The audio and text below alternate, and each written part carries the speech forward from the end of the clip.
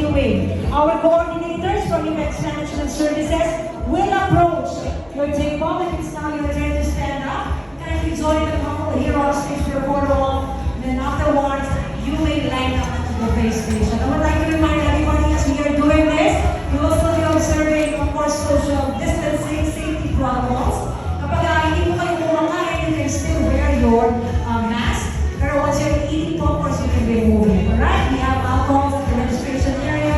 You can also wash your hands like an at the restroom behind the pavilion. For the VIPs, your meals will be served in your respective seats.